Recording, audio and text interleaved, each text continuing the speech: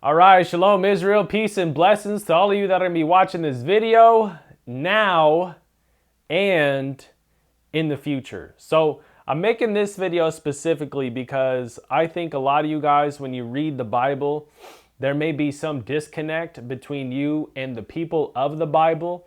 And it wasn't until I actually started to read the Bible and to understand and connect the people of the Bible with myself to where I actually started to have a connection with the Bible and actually have a much more deep, meaningful relationship with the scriptures as they are written.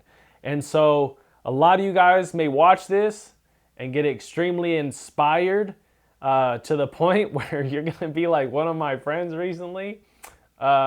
He was extremely inspired and he made a very strong business decision by literally circumcising his own business.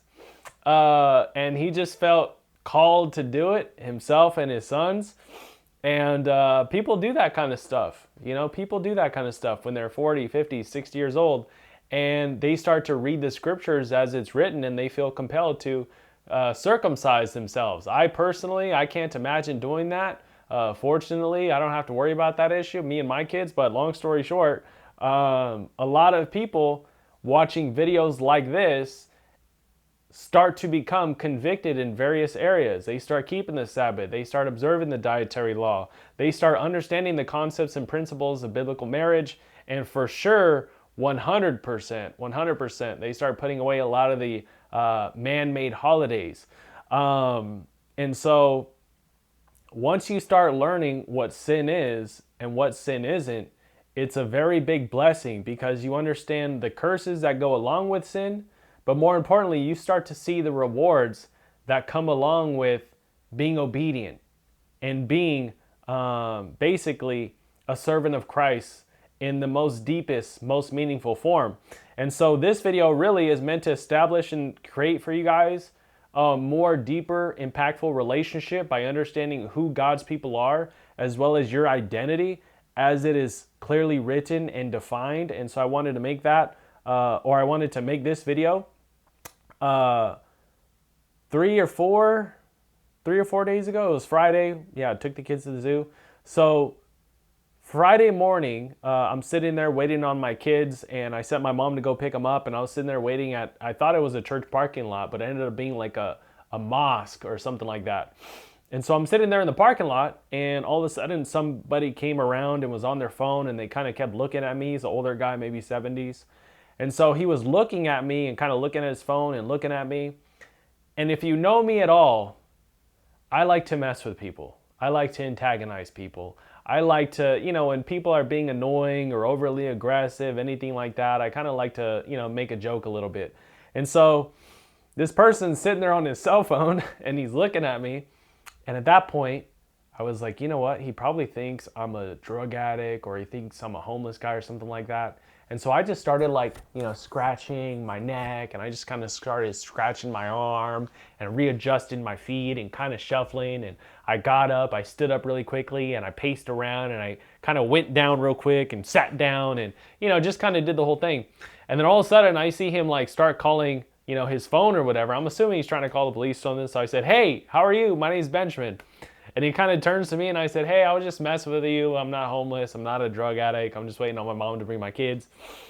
And the guy just started laughing and he was like, "Oh, wow, I didn't know." He just started laughing and thought I was joking, whatever. And long story short, he told me that the mosque, that the property that I was at was actually a mosque, and that he had just recently converted from Christianity to the Nation of Islam. And he started telling me the story, how modern day Jews are this and all this different kind of lineage stuff. And essentially that modern day Jewish people are from the Caucasus Mountains. His name is Joe Felix. He lives in a mobile unit literally on the property. They let him stay there for like $100 a month or something like that. And so anyway, he's sitting here telling me all these different stories and how he converted to the Nation of Islam and how the Western society, they're losing their values. And his solution to a lot of this stuff as a 74-year-old man is that he's going to move to Russia and basically the red line in the sand for me, I guess, or the turning point in that conversation for me was once he started going over genealogy and he started talking about the Nation of Islam believing that the birthright, Abraham's birthright, was actually through Ishmael, his firstborn son, and it wasn't through Isaac. And because a lot of Muslims are from the line of Ishmael, basically they're the chosen people, etc., because he was the firstborn son. And at that point, I kind of pivoted a little bit, and I told him, well, what about Jacob and his 12 sons? Who had the birthright in that instance? And he didn't know what I was talking about. And I said, basically, Reuben dishonored his father and disrespected his father. And so because of that, Jacob didn't forget about it. And he ended up giving the firstborn birthright to Joseph, his second to last born son. And at that point, it was kind of like he was very intrigued and he was very interested. And I said, yes. I said the birth line from Abraham was actually previously through Shem, and before that was through Noah, but Noah blessed Shem, and Japhet is actually a grandfather of the Ashkenaz, who are a lot of Ashkenazi Jews, etc. And I started talking about these types of conversations. Now, I had to correct myself because I do understand that according to Titus 3:7 or 3:9, one of those verses, where Paul talks about it's foolish to talk about genealogies, etc. And to a certain extent, I believe it's true. But in this instance, I was just trying to create conversation and to just kind of give this person an alternative thought process or a belief system, as this guy was about to go all in on Islam, and at 74 years old, he sold all of his belongings and he was living in this trailer or this mobile unit, getting ready to go to Russia. And so at that point, I took a little bit of air out of his sail. I don't know. But when my mom and my kids came by, the guy was like, oh, Alicia, your son is this, he's a very bright person. He was very nice. And then he saw Benny Jr. Sitting there in the car.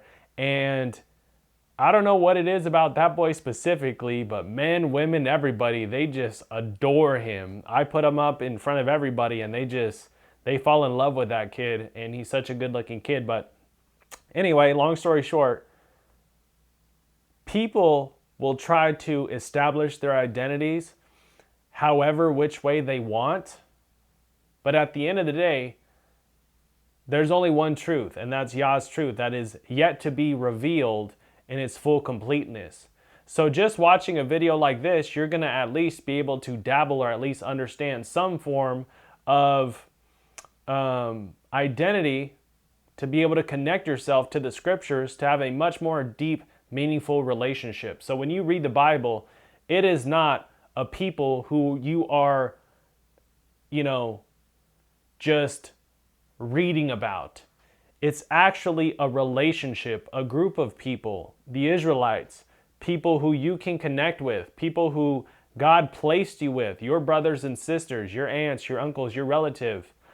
So when you're reading about these things, or when you're seeing these things take place, you can actually feel, you can actually mourn, you can actually cheer, and you can actually have a much more deeper understanding of Scripture in a sense. It's amazing that when me and my daughter, we watch The Prince of Moses, she says, Daddy, can you put on The Prince of Moses?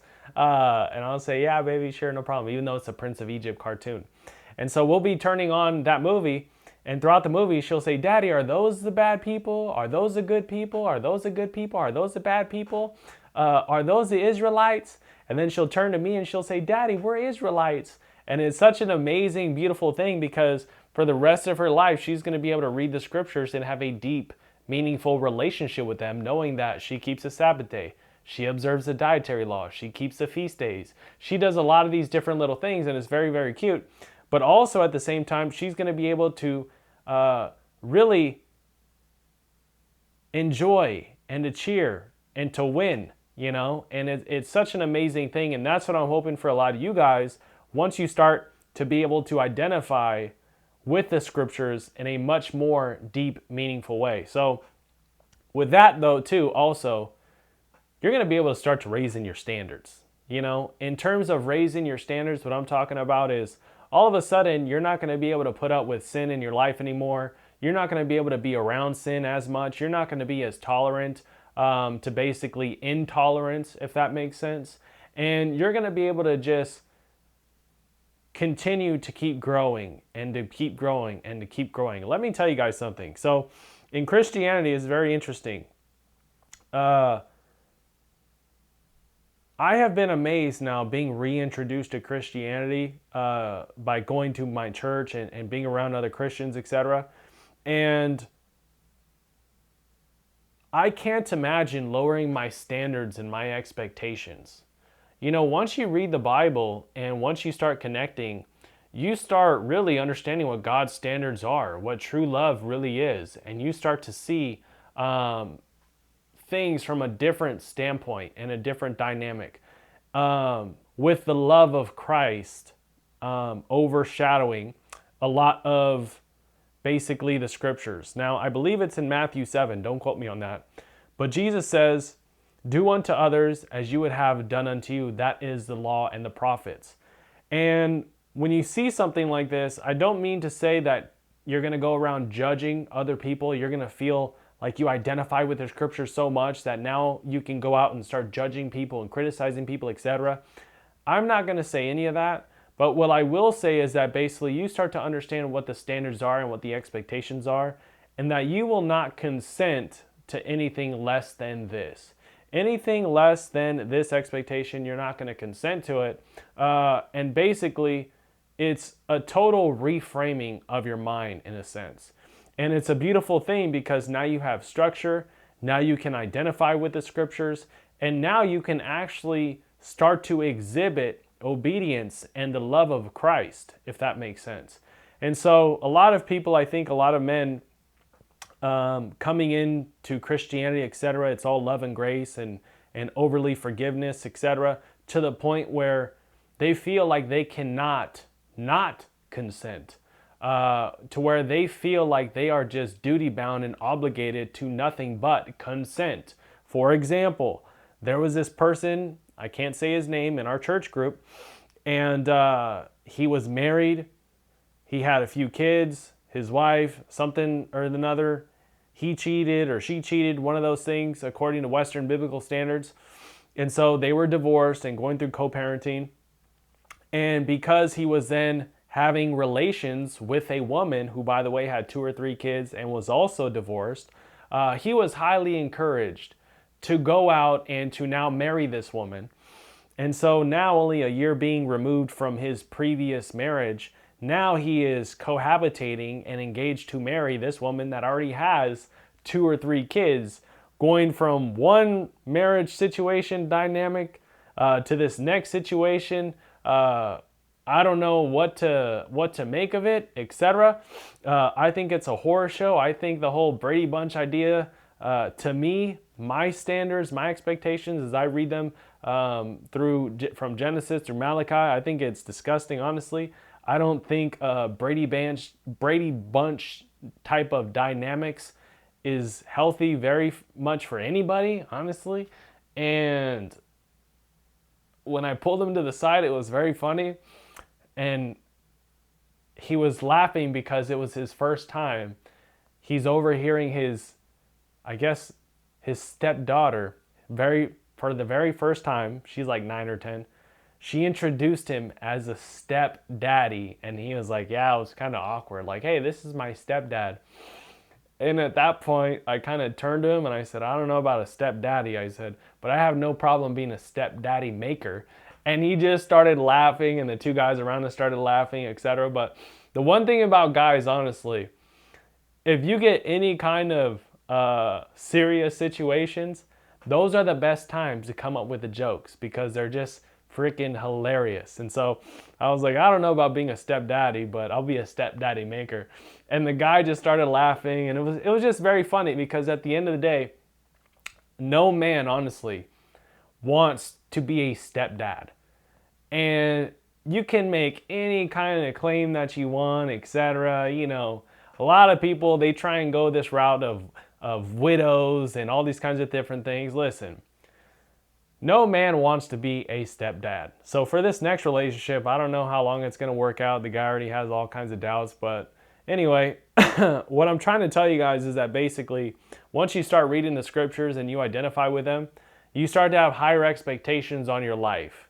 And when you have higher expectations on your life, you're no longer going to put up with low expectations, or what the world would call essentially low frequency environments, if that makes sense. And so the next thing, well, I'll just go right into it. How about that? So let me go here.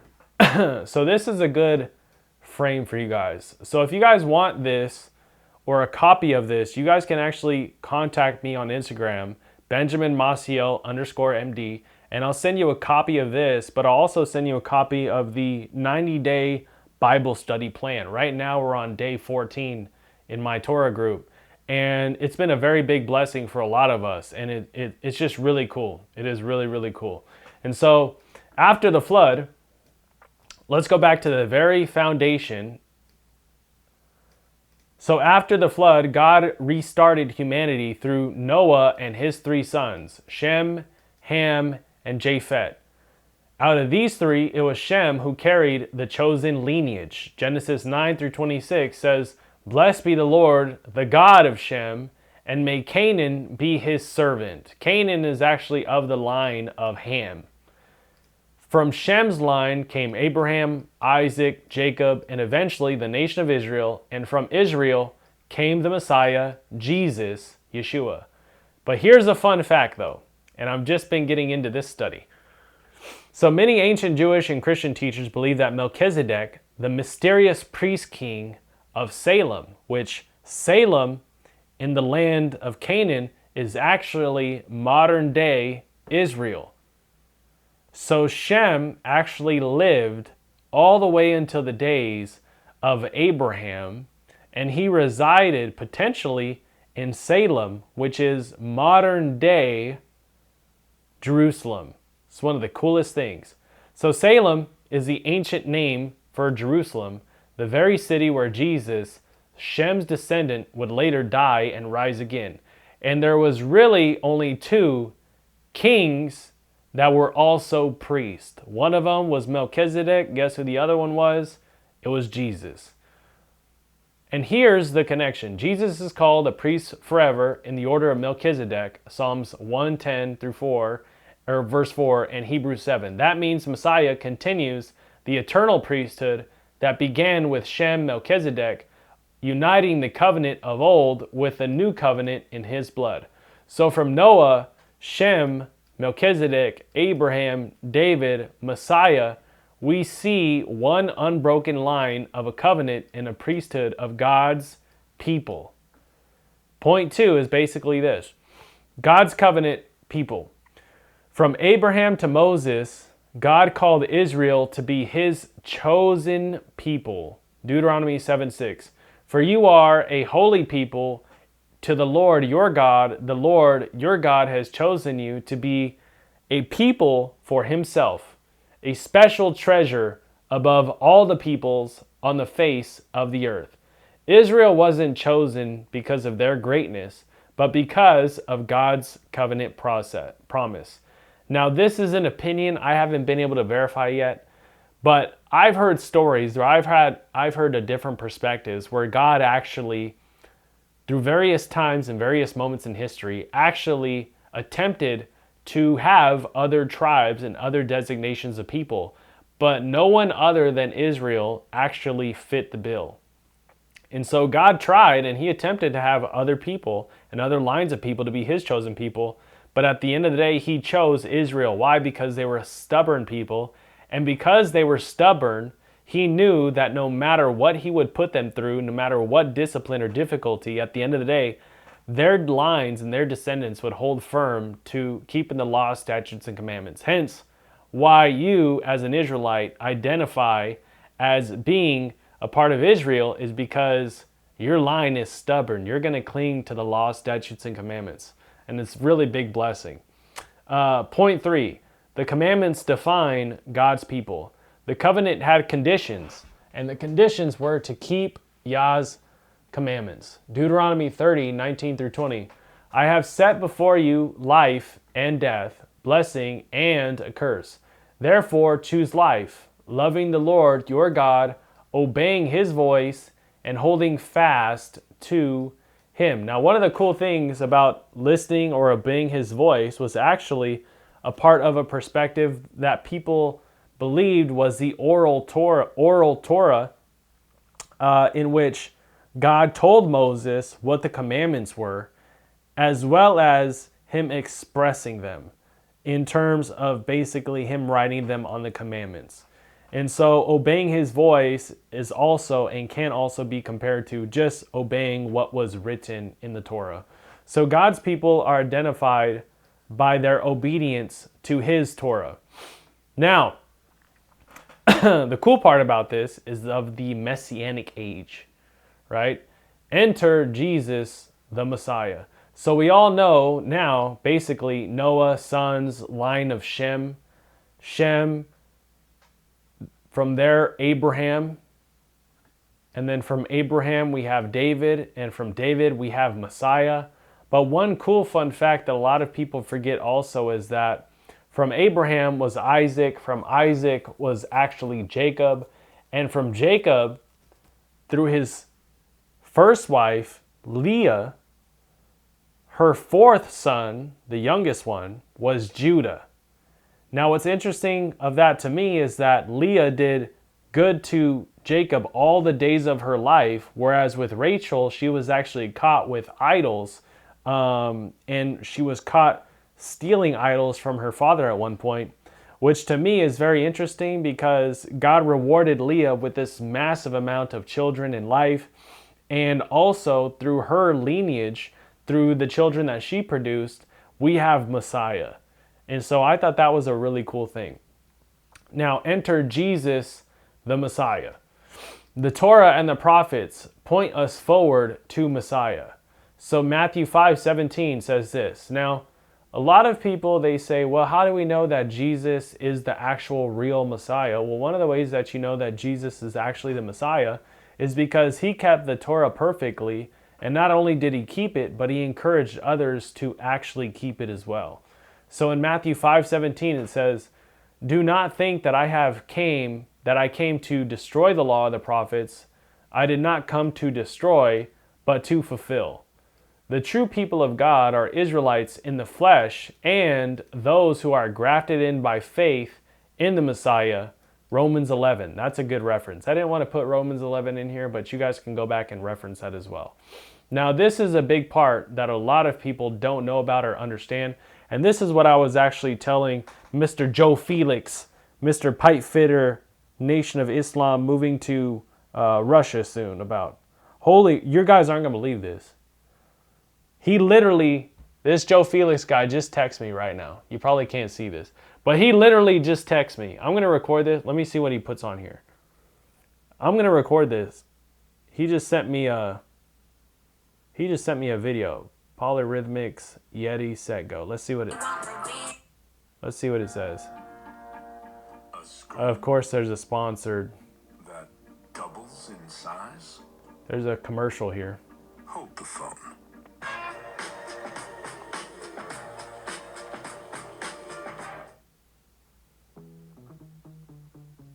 Let's see what Mr. Joe sent me.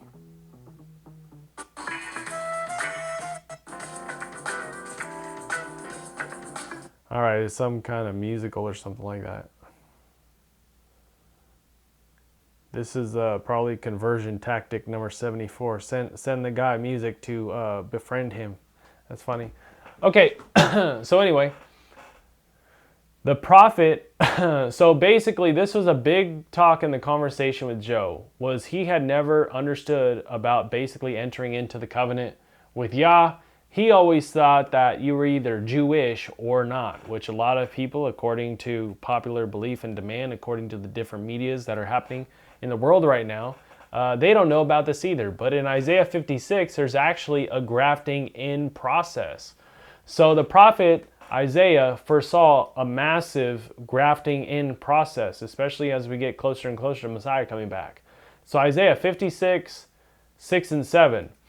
Also, the sons of the foreigner who join themselves to the Lord to serve him and to love the name of the Lord, everyone who keeps from defiling the Sabbath and holds fast my covenant, even them I will bring to my holy mountain and make them joyful in my house of prayer. And verse 5 says, even to them will I give in my house and within my walls a place and a name better than that of sons and daughters. I will give them an everlasting name that shall not be cut off.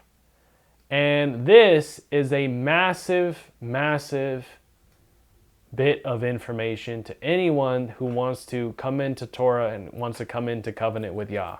When you read Isaiah 56, 5, 6, and 7, you're going to see that there is this beautiful place for those who actually decided to join and be grafted into the covenant of Yah.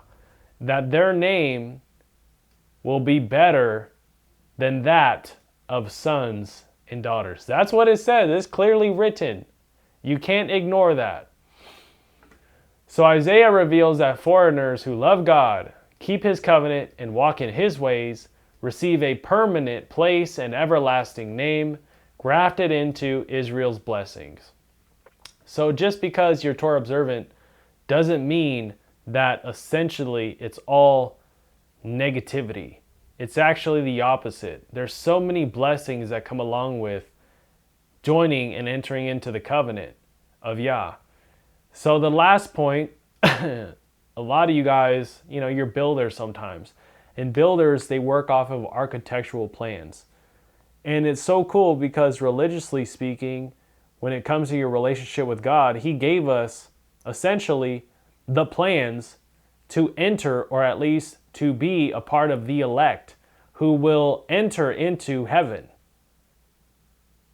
Pause for effect. He gave us the plans and he gave us a description of the people who are actually going to enter into the kingdom of Yah in the book of Revelation. And they are the elect in Revelation. So Revelation gives us the final description of the elect. Revelation 12:17. The dragon went to war with the rest of her offspring who keep the commandments of God and hold to the testimony of Jesus. Who keep the commandments of God and hold to the testimony of Jesus. Meaning, the elect of Revelation have two things. They keep the commandments of God and they hold fast to the testimony of Jesus. Revelation 14:12. Here is the patience of the saints, those who keep the commandments of God and the faith of Jesus. The elect are the faithful remnant, Israelites, through Shem's line, plus the grafted in Gentiles, all united by Torah obedience and faith in Messiah. Final summary. Who are God's people? Who are God's people? So you guys know this now. There's Israel by blood, chosen through Shem, Abraham, Isaac, and Jacob. And there's also Israel by faith, Gentiles who are grafted in through Messiah, as Isaiah foresaw here in Isaiah 56. Right? Isaiah 56. This is a very big verse here. Isaiah 5, 6, and 7. Israel by faith, Gentiles grafted in through Messiah, and the elect, those who keep the commandments of God and have the testimony of Jesus. So listen, this isn't just history. This is identity.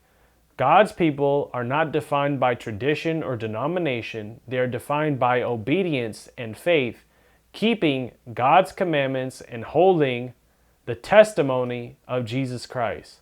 If you want to be a part of the elect remnant, open your Bible daily, live Torah, and follow Messiah with all of your heart. So listen, guys, I just gave you guys a lot of information, and I just gave you guys a lot of verses for you to look into.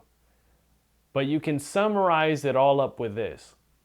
One way or another, whether you're born into it or you're just coming across channels and videos like this, you can be a part of Yah's kingdom. And so when you see the scriptures, it's no longer those people, but it's our people. Hallelujah. So with all this being said, guys, peace and blessings. Stay encouraged. Shalom.